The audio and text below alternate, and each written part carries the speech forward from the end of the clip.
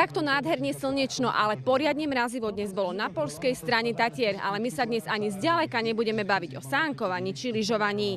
Priamo v centre Zakopaného netradične medzi panelákmi sa hral amatérsky turnaj v konskom pole a hráčom a ani koňom nebolo čo závidieť. Keby ste vedeli, aký som spotený pod tým tričkom a mám toho dosť, už ďalší čaker by som asi nezvládol. Na tom koni to je veľmi vypäté, takže človek je stále v pohybe, tak sa zahraje. Kapitán slovenského týmu si dokonca vypestoval zimný imidž, aby ho pred takmer 20-stupňovými mrazmi ochránil. Nechal som si to na tento turnaj a zajtra to ide dole. Nemusel som sa kremovať, respektíve sa to nedalo. Počas turnaja sú hlavnou postavou kone, počas zápasu majú dokonca aj svoju striedačku.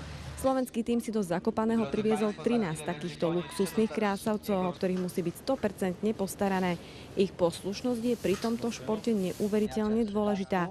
Počúvajú na pokyny v španielčine a počas zápasu reagujú na pohyb rúk a nôh. Tie povaly sú dopredu, povolíte mu, tak vyštartuje, zatiahnete trošku stop, doľava ruky, ide doľava, doprava ruka ide doprava. Je to ako taký joystick. Nuž, ak by sa niekomu zdalo, že je polo bezpečným športom, my sme natočili zo pár záberov, že tomu tak nie je.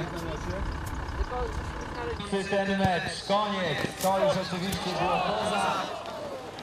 To je, aby nešlo to tako do tváre. No keď si všimnete Martina, tak má takto krásne rozbitý nos. Super nechtiac ma trafil palicou, to boli slušne. Z poľského Zakopaného pre televíziu JOJ Maja Pavlíková.